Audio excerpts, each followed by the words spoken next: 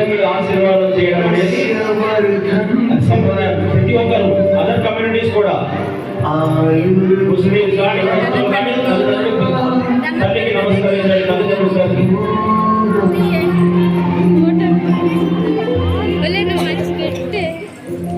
పన్నెండో కర్పూరం వెలిగించి జాగ్రత్త పిల్లలకి తల్లి తీసుకున్నాను. అక్కడ కర్పూరం ఇచ్చారు మీకు, అక్కడ కర్పూరం వెలిగించండి. కర్పూరం వెలిగించండి. కర్పూరం వెలిగించండి. రైట్ టు లెఫ్ట్ అవ్వాలి. 5 సార్లు తిప్పాలి.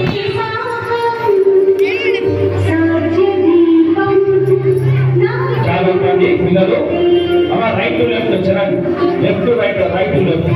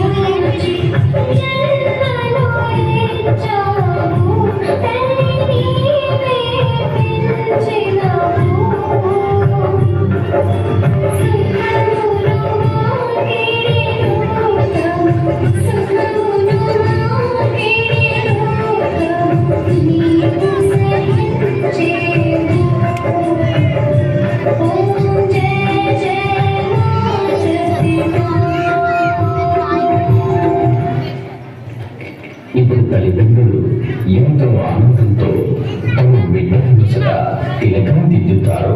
పిల్లలకి పెట్టండి. మిగతా మతస్థులైతే చేతి నెత్తి మీద ఆశీర్వదించండి. ఆ ప్లేట్స్ పక్కన పెట్టండి. పిల్లలకి అడ్డు కాకుండా కర్పూరం ఉన్న ప్లేట్స్ పక్కన పెట్టి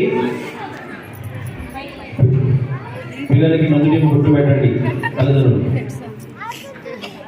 తల్లిదండ్రులు ఎంతో ఆనందంతో తమ బిడ్డలను సదా తిలకం దిద్దుతారు.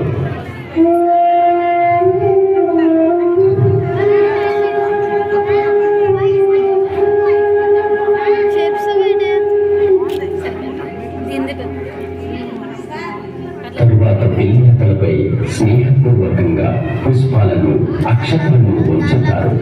తరువాత తమ మెడ నుండి పూలమాలను ఆ చిరంజీవుని మెడలో వేస్తారు. పిల్లల మీద అక్షతలు వేయండి. ఎంతో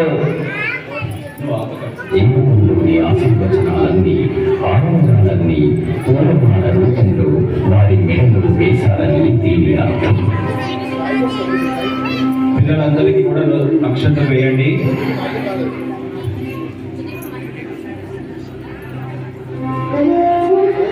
ఇప్పుడు చిరంజీవులంతా కొంతసేపు మౌనం పాటించాలని, తల్లిదండ్రులు ప్రేమ భావంతో చూడాలని పూర్వకంగా వర్షాలు చేయాలని పూజ్య బాపూజీ గారి పరమ కళ్యాణకార్యపు సందేశం. ఈ సమయంలో పిల్లలు ఎంతో ప్రేమతో, ఆదర భావంతో, సద్భావనతో తమ తల్లిదండ్రుల వైపు చూస్తూ వారిలో ఉన్న అంతర్యామకు పరమాత్ముడు. తెలుగు రానోళ్ళకి సంస్కృతం ఏమొస్తుందమ్మా? చదువుకోరు. భగవద్గీత చదవడానికి నా ఫ్రెండ్సే, మొత్తం నా ఫ్రెండ్సే. తెలుగే రాదు, మనకు సంస్కృతం ఎట్లొస్తుంది చెప్పండి? ఇక్కడ ఒక సెల్ ఫోన్ ఇక్కడ, ఒక సెల్ ఫోన్. ఈ సెల్ ఫోన్ గురించి చెప్పమంటే మీకు అందరికీ తెలుసు. ఏంటిదిరా ఇది? దీంట్లో ఏముంటుందిరా? చిప్పు. దీంట్లో ఇంకేముంటాయి నాన్న? బ్యాటరీ ఉంటుంది, ఇంకా వైఫై ఉంటుంది. వైఫై అంటే వైఫై ఆపేద్దామా? ఏం చిప్పులు ఉంటాయి దీంట్లో? దీంట్లో చిప్పు ఉంటుంది కదా, చిప్పులు ఉంటాయి కదా. ఇంకేమో నెట్ ఉండాలి, ఇంకా ఫేస్బుక్ ఉంది, ఇంకా అబ్బో ఇన్స్టాగ్రామ్ కూడా ఉంది. ఇప్పుడు నేను పాయింట్ చెప్పబోతున్నా వినండి. ఈ సెల్ ఫోన్లో ఒక చిప్ ఉంటుంది. ఆ చిప్పు పేరు చిప్పు అనుకున్నారు అంతే కదా, ఒక చిప్పు వేస్తారు అంతే కదా. ఇది సెల్ ఫోన్. ఇప్పుడు పూర్వకాలము 1000 సంవత్సరాల పూర్వం ఉన్నటువంటి దాంట్లో ఆత్మ అని చెప్పారు. ఏం చెప్పారమ్మా? ఆత్మ అనేది ఒక చిప్ ఉంది. ఆత్మ ద్వారానే పరమాత్మ ఆశీర్వాదం పొందుతారు. ఆత్మ, జ్ఞానము, భక్తి, వైరాగ్యము అనే పదాలు ఆలోచించారు. అవునా? సూర్యుడికి 7 గుర్రాలను చూపించారు. సూర్యుడికి ఏం చూపించారు? 7 గుర్రాలు చూపించారు.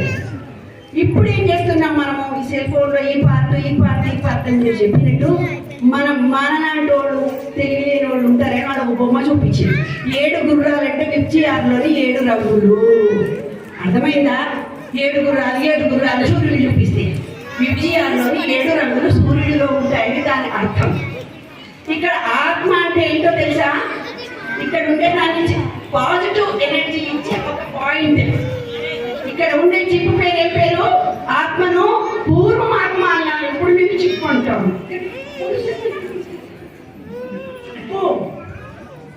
ఈ సెల్ ఫోన్ మార్చినప్పుడు మీరు ఏమంటారు నాన్న?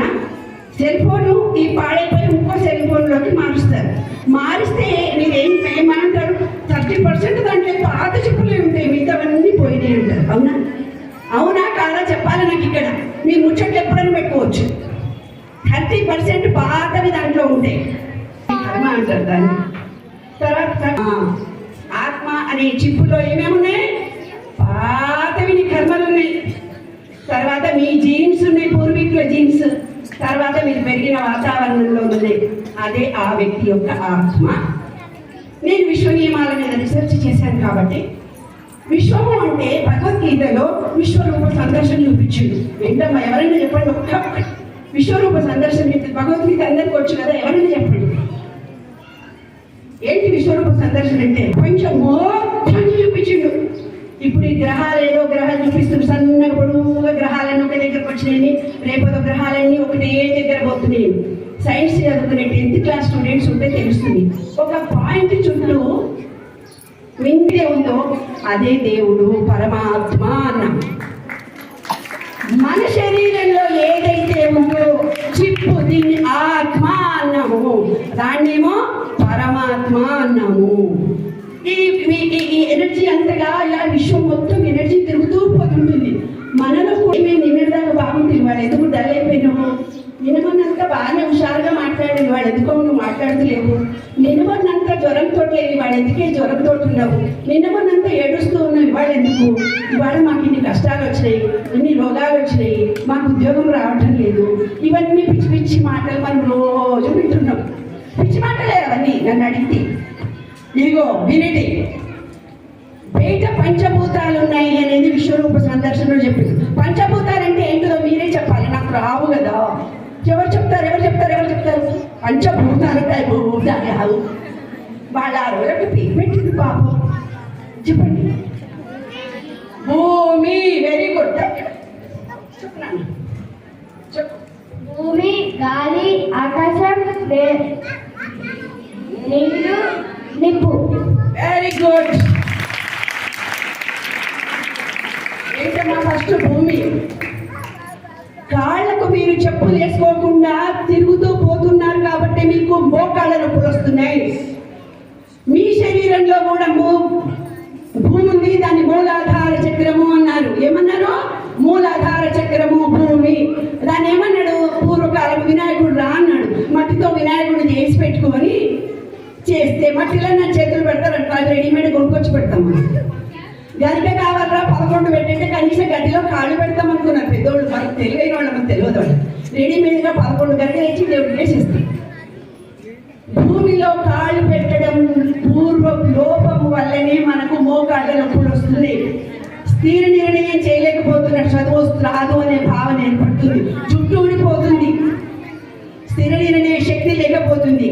కాబట్టి మన శరీరంలో ఉండే పంచభూతాలకు, ఈ విశ్వంలో ఉండే ఉండే పంచభూతాలకు లింక్ కనెక్షన్ పోయినప్పుడు చదువు రాదు, జ్ఞానం తక్కువ వస్తుంది, మన శరీరం ఇంబ్యాలెన్స్ ఏర్పడుతుంది, స్థిరత్వం లోపిస్తుంది. అర్థమైందా?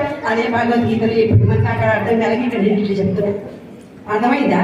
భూమి తర్వాత ఏముంది అమ్మా? ఆ అమ్మాయి నీరు అని చెప్పింది. అవునా? విశ్వం మొత్తంలో 72% నీరుంది. ఎంత ఉందమ్మా? 72. మన శరీరంలో ఎంత ఉంది? 72% నీరు. నీరు అనేది సైన్స్ స్టూడెంట్స్ తెలుస్తుంది. 3 రకాలుగా ఉంటుంది: ఘన పదార్థము, ద్రవ పదార్థము, వాయు పదార్థము. నీరును ఐస్ అవుతుందా లేదా బిడ్డ? ఐస్ అది ఘన పదార్థం. నీరు తాగుతాం కదా, దాన్ని ఏమంటారు? ద్రవ పదార్థము. వాయు పదార్థము ఆ నీటి ఆవిరి, మనం ఎప్పుడు పీల్చుకుంటున్నది నీటి ఆవిరి. దాన్ని భూమికి ఎట్లా చూపించిందో తెలుసా?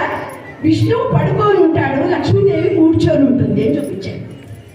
విశ్వం విష్ణు స్వటస్కారో, ఈ విశ్వం మొత్తం వ్యాపించి ఉన్నది గాలి, గాలిలో ఉన్నది నీటి ఆవిరి, నీటి ఆవిరి లక్ష్మి. లక్ష్మి వాడ మన దగ్గర డబ్బులు లేవు ఎందుకు లేవు?